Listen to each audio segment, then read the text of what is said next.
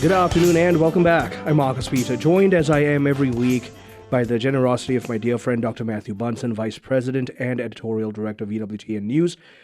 And he joins us to talk about church news and recent updates in the life of the church and the faithful. Matthew, my friend, how are you? I'm doing very well. How are you? Very well, thank you. Now, we have our work cut out for us. We're going to try to cover as much as possible. As always. As always. And there's been very little by way of an update as yet, but the date is looming closer. That has to do with the SSPX pushing forward to, quote-unquote, consecrate bishops on July the 1st. Yeah, that's right. And Pope Leo XIV has once again tried to warn that this could be a very calamitous decision should they push ahead to do this. And he made the point to the press, in fact, just outside of Castel Gandolfo, where he usually will have a scrum on his way back to Rome. This was a couple of days ago where he made the point that do not do this. Let's try to live in communion in the church, he said.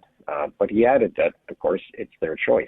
And if it is their choice, then they also have to understand what the consequences are going to be for that. And as you note, they remain firm in their plan, at least, to consecrate 4 priests as bishops on July 1st without the permission of Pope Leo, which means that it would become immediately a schismatic act and would carry immediately as well what's known as excommunication vatae sententiae, basically by the act itself having been done. So you're basically incurring automatic excommunication by doing so. Can you also speak, for the sake of our listeners, as a reminder, to how much effort has been put in on the part of Pope Leo and his curia and the magisterium in reaching out in good faith to try to draw them back into full fraternity? Yeah, I appreciate actually that point, because there certainly in some aspects of social media, criticism of the Holy Father, criticism of the Roman Curia, that, well, why are you punishing the SSPX, that sort of thing, when in fact every effort has been made in these last months to try to steer them away from what I think is a potentially very painful decision.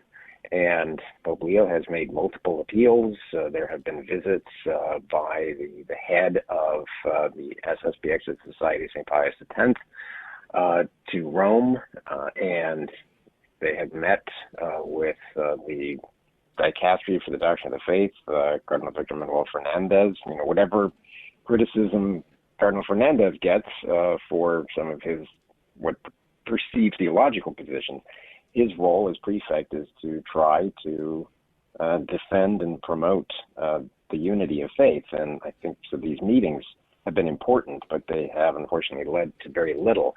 I'd really like also to point people to a commentary from George Weigel that we posted just yesterday regarding this whole issue. And the title is The SSPX Leadership Against Scripture and Tradition. And you can find it at ncregister.com. The reason I mention it is that Weigel's commentary makes a couple of key points. The first is that in their May 14th Declaration of Catholic Faith addressed to Pope Leo XIV, as he says, as George writes, the SSPX leadership declares wittingly or not that it does not share the faith of the Catholic Church, and he goes on to explain why that is. And he enumerates precisely the problem here. And the denial of a single truth of the faith destroys faith itself. And yet, as George points out, this is precisely what the SSPX does in declaring God's promises to the Jewish people definitely null and void by giving the most extreme possible interpretations to outside of the church. There is no salvation, or extra ecclesiam nulla salus. And the contradictions that are built into their arguments against the teachings of people like St. Augustine and St. Thomas Aquinas, the papal condemnations of Jansenism, as he writes, and this is important too, the teaching of Blessed Pius IX in a particular document, where he does speak about the availability of grace beyond the sacraments. And for those who are wondering, it's called Quanto Conficiamur Morare. And I mean, these are simple statements that demonstrate some of the real challenges that attend this decision to consecrate these bishops, but also to try to defend the rationale behind it. Therein lies perhaps the greatest issue about all this, that it's being couched under some kind of a personally interpreted crusade for preserving the faith against what is presented to be a corrupted institution, which is really heartbreaking because the magisterium under Leo has been nothing but fatherly toward them. Yeah, that's right. And it can be noted, too, that in sort of common parlance, it is often boiled down simply to, well, they want the traditional Latin Mass, and there's a persecution supposedly going on of the traditional Latin Mass, as though you can't find it anywhere. And it's pointed out by many different people, many theologians and commentators, that you can readily find the traditional Latin Mass. Now, obviously, in the wake of Traditionis Custodes, there has been a lot of controversy surrounding that, and I expect in due course Pope Leo XIV is going to deal with that with prudence and care. But the idea that this is exclusively related to the traditional Latin Mass is inaccurate, at least. And there are many, many issues that have now come to bear, theologically, ecclesiologically, in other words, the very understanding of the church, of grace, of salvation, and, of course, the Second Vatican Council. So anyone who thinks that this is simply an effort on the part of a group to celebrate the traditional Latin Mass and there's nothing else related to it, which is often, as I said, what is put forward as to the reasoning behind all of this by the SSPX. It simply is not an accurate assessment of the situation. Yeah, I agree. And to just, Chief, briefly switch gears, this really is a good statement by Pope Leo pertaining to the desire for a deeper understanding of Eastern Christianity for the sake of giving us a fuller picture of the Church. Yeah, I'm so glad that we're also talking about this today, because really from the start of his pontificate, and this wasn't downplayed in any way by Pope Francis, who also had a great fondness for the Eastern Catholic churches, but Leo has put a lot of focus on not just the Eastern churches, but the Eastern Catholic churches. And it's helpful for all of us to remember that when we speak of the Catholic Church, we're talking about 24 particular churches. We have the Latin Church, and then we have 23 Eastern Catholic churches, and they are a magnificent variety and diversity. The Maronites, the Ukrainians, the Byzantine churches, the Syro-Malabar, the Malankara. I mean, these are the Melkites. These are beautiful churches with rich traditions, extraordinary liturgies that have also historically suffered immensely from two different directions. First, because of their locations, especially in places like the Near East, in the Middle East, and Eastern Europe, that have suffered dire persecutions at the hands of the Soviets, from communism, from Nazism, also the Islamic governments that have long persecuted them and driven them out of the Middle East. But they've also suffered because they chose to remain in communion or enter into communion with the Catholic Church.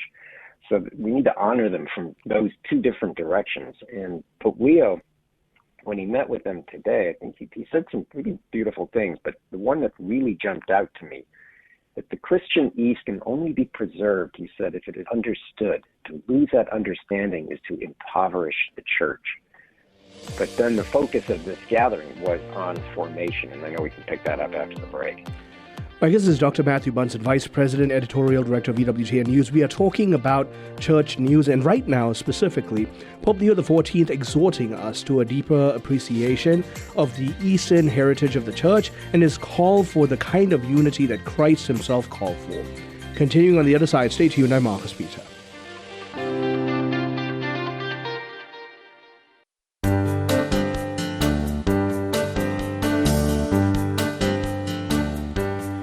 Good afternoon and welcome back. I'm Marcus Speed. I'm talking with Dr. Matthew Bunson, Vice President, Editorial Director of EWTN News. Matthew, we were touching earlier on Pope Leo XIV's very clear heart for union with the Eastern Church. Let's continue where we left off. Yeah, so the Holy Father, who has had a number of meetings with representatives of the Eastern Catholic churches, and in this case today, he met with participants in a meeting of the different aid agencies for what are called the Oriental churches. So that in particular is focused in the work of what's called the dicastery for the Eastern churches. That's under the head Cardinal Claudio Gujarati, who has the task of coordinating with and working with the Eastern Catholic churches to help them to find aid that they need, to help preserve the identity, and also to deal with what's frankly a diaspora for many of them. In other words, they have been pushed out of their traditional homes, locations, and have been forced to go elsewhere. But this particular conference, this gathering, was focused on the formation of clerics and monks in these Eastern seminaries and colleges. And as Pope Leo stressed that the importance of formation then, I mentioned before we went to the break that the Christian East, he said, can only be preserved if it is understood. To lose that understanding is to impoverish the church. But he made another real big point, which is if to learn about it and to love it, we have to invest in formation. In other words, to the formation of sacred ministers, as he put it, by listening to experts dedicated to the field, and then find ways ahead to make certain that these churches have those ministers. To switch gears again, but to think about some of the happier news that we have here in the United States of America, Pope Leo XIV has recently declared an American religious founder to be a venerable Mary Teresa Talon. Yeah, that's right. So one of the fun things, and I know you get them too every day, what's called the Bollettino from the Holy See, is you have all of the fascinating news. It's very inside baseball of who's retiring, who's being appointed, and who's getting what office, that sort of thing. But one thing that is included in those Bollettinos, or Bollettini, is announcements regarding the progress for different causes for canonization. So today we had a series of announcements for various individuals whose causes are advancing. And one of them, as you note, was a recognition of the heroic virtue of the foundress of the Parish Visitors of Mary Immaculate in New York. And her name was Sister Mary Teresa Talon. And she was born in 1867 and died in 1954. And, that's the raw data of her life. But she joined the Sisters of the Holy Cross over her family's objections and was part of that congregation for 33 years, including a long stint teaching in Indiana. But then, as so many great, remarkable saints or future saints often do, she was inspired to create a new congregation dedicated to preaching the gospel to the forgotten, to the overlooked, but also to contemplation. And so she left the sisters in 1920 and established, saying, the Parish Visitors of Mary Immaculate. And the motto of this new community was, quote, make every soul count. And she was remarkable in that work. And so her cause was subsequently opened. And here we are with the declaration that she's venerable. Now, what that means is that you had the diocesan phase where she was given the title of Servant of God. All of that investigation moved to Rome. And the congregation, or the dicastery for the causes of saints, recognized that she lived a life of heroic virtue. Not just virtue, as all of us are called to do, but an extraordinary way of living heroically the virtues. And with that recognition, she's given the title of venerable, and we'll have to see if there are another miracle is confirmed, in which case she will be beatified, and then another miracle would lead to her canonization. So now, with the declaration of venerable, we weight on possible miracles. There were a few others that were noted today too, who were declared venerable, several religious sisters in Italy.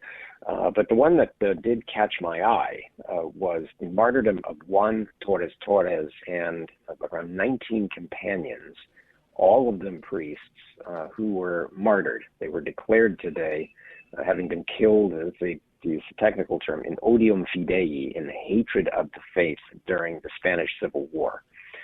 So this has been an ongoing process of the recognition of these martyrs during the Spanish Civil War, and all of us can now be grateful for that recognition, that we have new martyrs that we can look to as we are asked to defend the faith in our own ways, not necessarily as martyrs of blood, but certainly in recognition that there are many who hate us in culture.